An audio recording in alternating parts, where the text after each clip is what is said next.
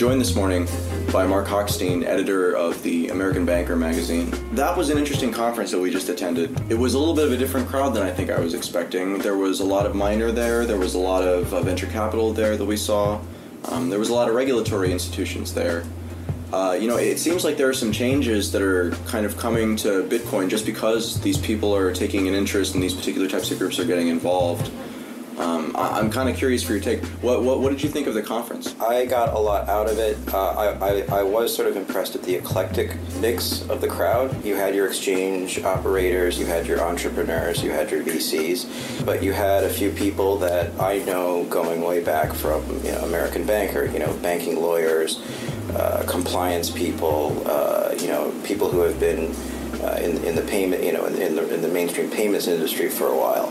And it's, considering the price of the conference, I don't think it was purely curiosity that they were there. I think that people who have an expertise in compliance and who have been doing compliance for money services businesses and money transmitters probably see an opportunity to sell their expertise and their advice, particularly given that there's a lot of concern now among Bitcoin-related companies about compliance, and also just a lot of uncertainty about what exactly the rules are depending on what your business model is.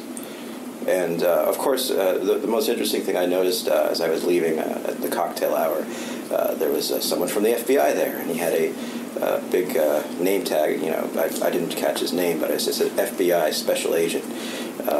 So I guess he wasn't a secret agent, otherwise he wouldn't be advertising on his name tag. Oh, and Booz Allen Hamilton had a couple people there. I didn't see that. Yeah, and I know that they have actually, I've talked to those guys. Actually, funny enough, it was like couple weeks before the Snowden thing broke. I had talked to them. They are paying attention to the virtual currency space. They're a government contractor, obviously, but also they, I think they do some consulting for banks, and they've hired people who have worked at like Treasury, worked at OFAC, worked in AML compliance. You had that element, and then you had the serious business element, but you still had sort of the kind of the ideal. There was a little bit of the idealistic Bitcoiner crowd in there too, which is nice because that's. It's a very, very endearing group of people. So you've been watching this space now kind of from I don't want to say outsider perspective, because you do sort of integrate into the community to a certain extent. Yeah. Do you have like a timeline or any sort of guess at where, we'll find ourselves in 6 months from now? Because again, it seems like this compliance stuff, we're starting to come to a head on it. And right now we have some guidance, but there aren't really any rules, and the guidance could change. So, was there a vibe you thought that this is going one way or the other? There was some nervousness I sensed. Tony Galippi from BitPay said that every Bitcoin business has been dropped by at least one bank. And he mentioned that there was an actual merchant, not a MSB or a money transmitter or a Bitcoin exchanger, but like a merchant that just accepted Bitcoin and got dropped by their bank just because they accept Bitcoin as a form of payment in addition to, whatever other forms of payment they take. So, I think that there's even the supposedly Bitcoin-friendly banks I hear are, at the very least, full up on the amount of business they'll take on. I'd be lying if I say I have a crystal ball and I know how it's going to play out, but I do think that there has to be some kind of a confrontation. I use that word a little bit loosely, but that there's there could be congressional hearings. I wouldn't be surprised to see that before the end of the year. The best outcome would be is if it prompted like a candid discussion about all these rules, these legacy rules, and these legacy systems and these legacy regulations that we have that are sort of being kind of shoehorned to apply to these new business models. I think that there should be, and I've sort of gotten at this in some of the things I've written, and John Matonis would put it in even stronger words in the columns that he's written, that people need to take a hard look at the whole AML regime in policy circles, and look at what are we getting out of it? How much is it really benefiting us? And what's the collateral damage? If we are going to a cashless society, which I believe we are doing slowly, and that's, like I say, that's on mostly a good thing, if you consider cash inefficient. But if we are going to go in that direction where it's going to be a world of mostly or all electronic payments, shouldn't we have to carve out a space for payments that are anonymous? And actually, I think I'm even framing it a little bit too narrowly already, because if we can get rid of physical cash, that's all well and good, but there should be some form of digital cash. And Bitcoin happens to be the most successful digital cash that there has been. There have been other attempts at it. A lot of them just kind of flopped. Bitcoin's gained the most traction. And it's not, I've talked about anonymity before, and I stand by the position that we have to live with that, and that there has to be a space for that, and that there are perfectly legitimate reasons for people to want to make payments anonymously, whether it's in person or whether it's on the internet. Another aspect of cash, and this came up at the conference, and this was great, because you had Tony and you had like some other sort of merchant processing types presenting, is that for certain types of merchants, one of the virtues of cash is the irrevocability of transactions. I fear that like the next wave of trash talking about Bitcoin is going to be focusing on that. They're going to be focusing on, it's all a rip-off, and if the virtue is supposedly that there's no chargebacks and consumers are going to pay for stuff online, they're going to get ripped off. Even as we get rid of cash, some merchants should be able to have ways to get paid that are irreversible, or at least irreversible, or not unilaterally reversible. One of the great things about credit cards, and this is a valuable thing that the credit card companies provide, is that there is consumer protection, there is fraud protection. That is valuable, no question, but it shouldn't be mandatory. There has to be like lots of different flavors in the world that we go to. But is that the way that society is moving? Because, it seems like we're moving towards a place where risk is being socialized to a certain extent, and, you look at something, in America specifically, you look at something like what we're doing with healthcare, and it seems like we're moving away from an opt-in system to one where you opt out almost at a cost. Let me back up for a second. We're talking about anonymity in money, and I think it's important to define really what that means. Mm-hmm. Anonymity in money, as I understand it, basically means separating the concept of value from the concept of identity, because in a world, of credit cards, it's not that you necessarily possess the money as a person, it's that your financial identity has the rights to spend the money. Whereas with something like cash or like gold or like Bitcoin, possession is the entirety of ownership. Right. And that's what makes it cash-like. And once you spend it, it's gone. That has its benefits and its drawbacks for both parties. So it's not one size fits all, basically, when it comes to money, then. Yeah, exactly. And I could see a world where a merchant will accept payment from credit cards or debit cards or PayPal, or maybe we won't call them credit cards in the future. We'll call them credit accounts or something like that, because there won't be actual they'll all be on a phone or whatever. And then they'll accept digital cash, which could be Bitcoin, or it could be one of the altcoins, or it could be Bitcoin 5.0 or whatever. That the market will find some kind of a balance where if you don't trust the merchant or it's a big ticket item, you might choose to say, I'm going to put that on my credit card. If I was going to buy an electric guitar or a computer, I'd probably want to put it on my credit card today, unless I really, really trusted the merchant and thought they had a good reputation. And the merchant can say, okay, well, you can pay us that way, but there's a discount if you pay us with cash, Bitcoin, or some future altcoin. One of the nice things now is that after all the legal settlements and antitrust settlements with the credit card companies, is that merchants now can do a little bit more steering towards preferred payment types, which previously the Visa MasterCard rules barred them from doing. It was more of a monopoly system. It was.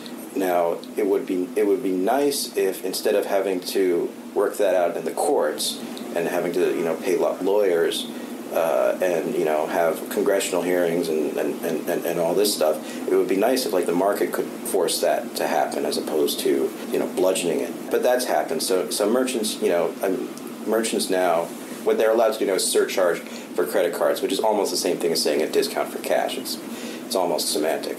Why couldn't you have a world where a merchant has a surcharge for the protected payment or the identity-based payment, better way of thinking about it, and then a discount for the possession-based payment, the cash-like payment. Different strokes for different folks. You moderated the panel on essentially cryptocurrencies and free speech. It was Bitcoin and free speech. Yeah. But really broadly, it was more talking about the tools for free speech. Yeah. That was one of the most interesting panels, I think. A lot of really interesting things said there. I was wondering, moving forward, what role do you really feel like cryptocurrencies or identity-less money forms can play in our society? I mean, like in a practical sense. One of my favorite stories that we've looked at lately on BankThink, which is American Banker's blog, is the issue with the Somali communities. This has come up in Minnesota. It's coming up now in the UK, where these Somali immigrants send money home, and in Somalia, that's a big part of GDP. It's a completely ravaged country. It's getting harder and harder. There's fewer and fewer choices. Here in Minnesota, they would use the Hawala brokers. Hawala is this ancient system, goes back thousands of years, and it's totally trust-based, right? It's like, I want to send money to my auntie back home, so I hand the U.S. cash to the Hawala broker in Minneapolis, and he calls up the $100 or whatever, and that guy calls up his friend, Hawala broker in Somalia, and says, give the equivalent of $100 to this guy's auntie, and then at the end of the month they settle up, and and then they take a fee out of that or whatever. There's no records. That's just and so it's like a relationship-based money transfer system. and that Western Union does not serve Somalia. I'm pretty sure PayPal does not serve Somalia. So that's the way to get it over there. Last year in Minnesota, the last community bank that was banking the local Hawala broker had to cut off that relationship because of AML money laundering regulation concerns.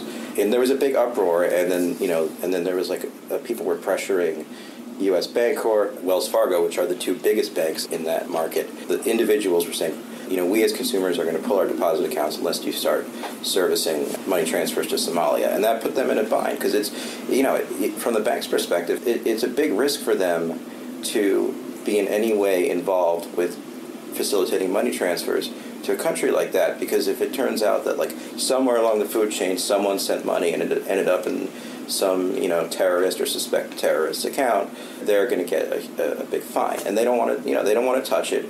The amount of money involved is probably not worth the risk to them. I'm not going to get all moral and high and mighty toward the banks because they're in a tough spot. So it was a big PR headache for them. U.S. Bancorp, to their credit, did eventually announce a pilot program with Dahab Shalil, which is the biggest money transmitter serving Somalia. And I don't know what the status of that is. That was about 6 months ago. In fact, I called them a couple weeks ago and I haven't heard back. So I'm going to stay on their case to find out how that's going. Over in the UK, more recently, Barclays had a very similar situation. Barclays started dropping relationships with money transmitters. About 80 of them, and about a dozen of those, I think, were serving Somalia. And they got raked over the coals in the press in the UK. You're going to cause a humanitarian crisis, Barclays. And it might cause a humanitarian crisis if you really cut off remittances.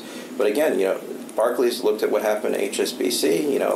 HSBC guys didn't go to jail, but they did have to pay a big fine, and they got a lot of bad press, and they had to go to congressional hearings and have these pompous politicians. It was very inconvenient. Yes, it was inconvenient, and it's for them life's too short. So so they made a business decision to drop those. Now Bitcoin, I don't know what internet connectivity is like in Somalia.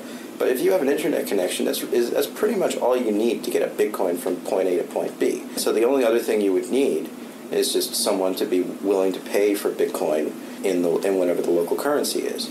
So it just cuts out all this nonsense. I just spent 5-10 minutes explaining this Rube Goldberg chain of events that in the end hurts poor people, all in the name of stopping terrorism. Bitcoin is neutral. Bitcoin doesn't care who you are. It doesn't care if you're a hard-working immigrant sending money home to mom, or if you're an evil terrorist. It just does what you tell it to do, and it does it very, very well and very fast. I think that if we try to make money not neutral, there's a lot of collateral damage. And is that the only way to address the issue of terrorism?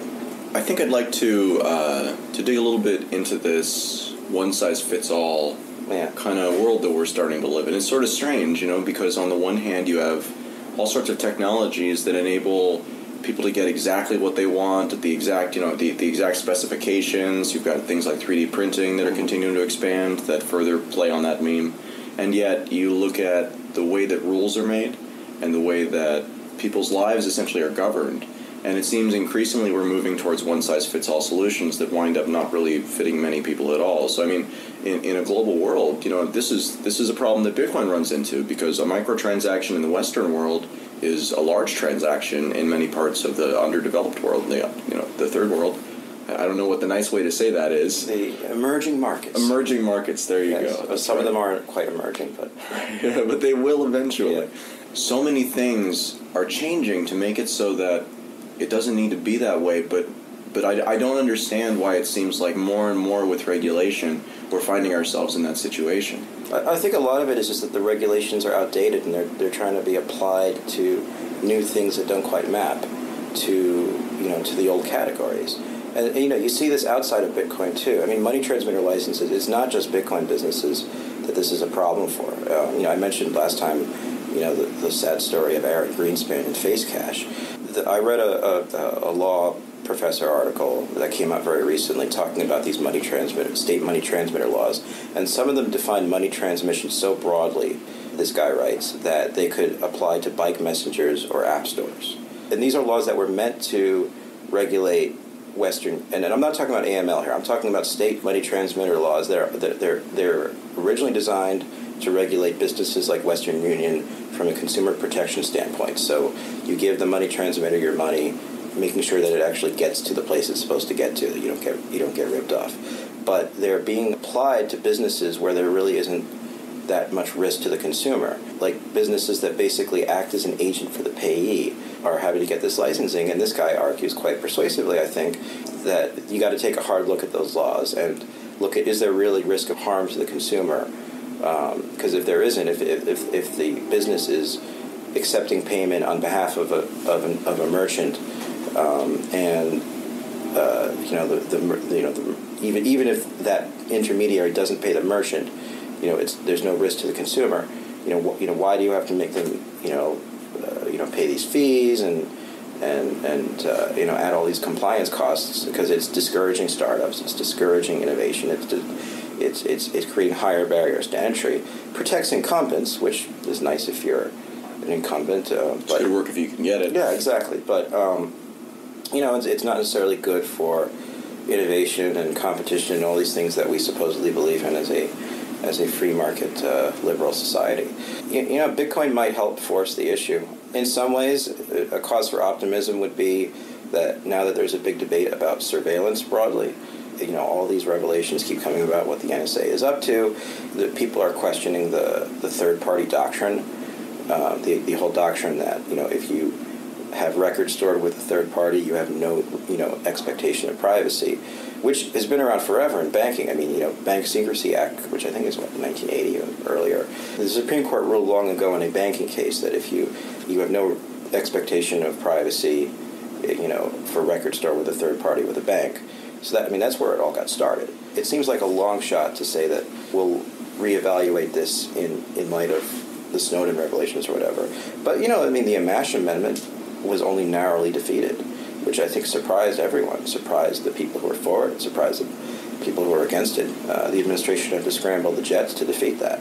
It looks like there's very strong entrenched interests that would want to straitjacket, the new technologies. But optimism would be probably the only productive way to look at things, because if you're pessimistic, it's almost close to giving up. I mean, you can be realistic, and you can be careful, and you can. I wouldn't advise someone to blatantly break laws, because that's very risky. I think if people speak up and they are honest and candid about these issues, then it might make a difference. More than 300,000 users and counting trust blockchain.info. It's a Bitcoin wallet service and a wealth of Bitcoin information, and is completely free to use. With a blockchain.info wallet, you'll get the convenience of a web wallet and the security of a desktop client. Blockchain.info is also a block explorer. You can use it to see Bitcoin transactions in real time, check the balance of any Bitcoin address, and view many handy Bitcoin charts, all for free. See what they have to offer today at blockchain.info.